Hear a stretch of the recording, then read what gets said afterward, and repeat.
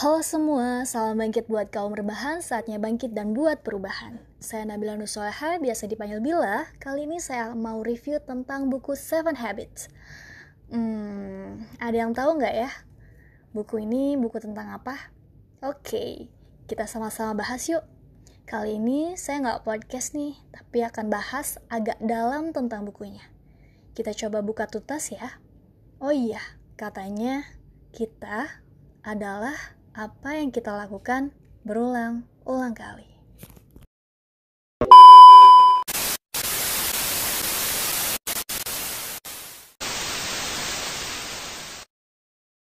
Stephen Covey percaya bahwa hidup kita tergantung dari cara kita melihat dunia.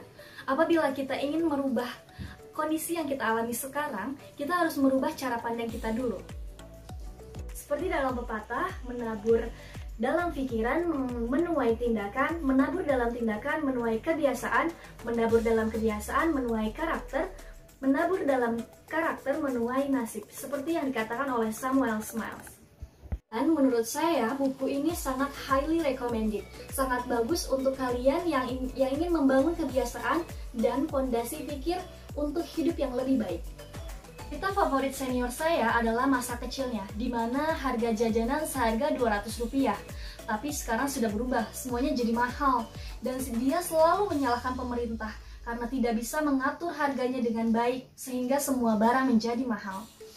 Dan cerita ini bisa dia ceritakan hingga berulang-ulang kali, hingga berjam-jam. Tapi saat kita jelaskan tentang konsep inflasi, dia juga tidak mau tahu. Ini adalah ciri orang yang reaktif, selalu menyalahkan lingkungan. Apabila saya seorang pengusaha dan saya tahu kondisi pasar sedang tidak baik, apa yang harus saya lakukan? Oke, saya akan meningkatkan mutu pelayanan agar konsumen semakin puas. Saya akan memberikan barang yang berkualitas agar konsumen tidak kecewa. Saya akan memberikan produk-produk yang bagus dan baik. Dan saya juga akan mempresentasikan produk saya dengan menarik. Ini adalah contoh ciri-ciri orang yang proaktif. Pada merespon hal yang tidak bisa dikontrol, mereka akan memfokuskan diri untuk merespon hal yang sesuai. Dan orang proaktif biasanya akan bisa lebih bekerja keras. Mereka juga akan lebih bisa berkomitmen dan juga berdedikasi. Ini adalah kebiasaan pertama, jadilah proaktif.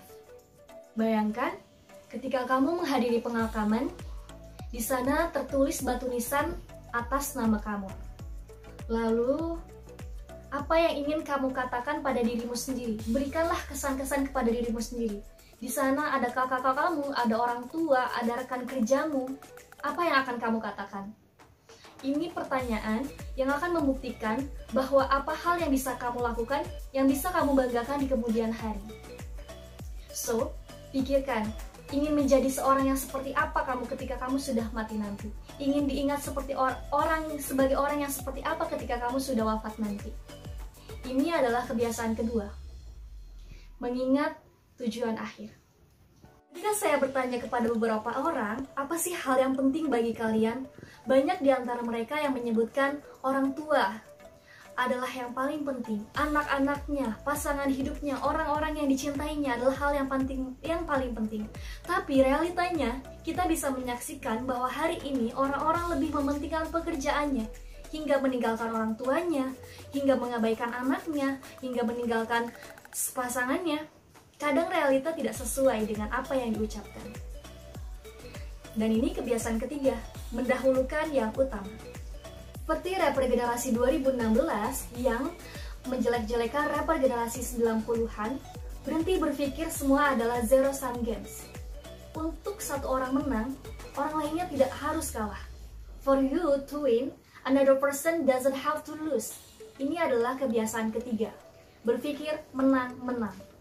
Tujuan saya membuat video ini adalah untuk sharing hal menarik yang saya dapatkan dari sebuah buku. Tapi ada satu hal yang tidak akan kalian temukan di video ini. Seperti, hai guys, saya membaca dari pagi sampai malam dan saya membuat video dari subuh sampai malam lagi. Saya bekerja keras guys untuk video ini, so please subscribe. Because man, siapa yang peduli? Siapa yang peduli kamu mengerjakan video ini berhari-hari dengan begadang, dengan pemikiran yang capek? Tapi ada satu hal yang penting dari video ini, yaitu apakah video yang kamu sajikan memberikan value, Mengapa kamu harus memberikan video ini? Dan mengapa orang lain harus menonton video kamu dibanding video yang lain? That's the point. Kebiasaan kelima adalah sesuatu hal yang selalu saya usahakan setiap hari dalam kondisi apapun dan dengan interaksi dengan siapapun, yaitu berusaha memahami lebih dulu, baru dipahami. Percaya atau tidak, kita bisa mendapatkan hasil yang maksimal ketika kita bisa mengerjakan sesuatu bersama-sama. Inilah konsep sinergi. Ketika kita bisa memberikan peluang atau ketika kita bisa bekerja sama dan menyatukan hal tersebut, kita akan mendapatkan hasil yang maksimal. Ini adalah kebiasaan yang keenam, yaitu sinergi. And the last but not least, ada 4 dimensi kehidupan yang penting perlu diperbaharui dan dipertajam, diasah, yaitu pertama adalah tubuhmu, kedua adalah otakmu, ketiga adalah hatimu, keempat adalah jiwamu. Pastikan kalian selalu mengasah 4 hal tersebut agar memiliki kehidupan yang lebih baik. Ini adalah kebiasaan ketujuh, asah gergaji. So, buku ini akan membantu kita untuk meningkatkan kapasitas diri. And as you know, hidup kadang banyak tantangan, tapi mungkin berasal dari orang lain atau berasal dari kondisi yang kita alami hari ini. Tapi yang membedakannya adalah respon kita dalam menghadapi hidup. Maka, manusia yang paling visioner adalah dia yang selalu mempersiapkannya setiap hari. Dan sharing dari saya, terima kasih telah menonton. Mohon maaf bila banyak kesalahan atau kekurangan dari videonya. Assalamualaikum warahmatullahi wabarakatuh. Bye. Thanks for watching guys.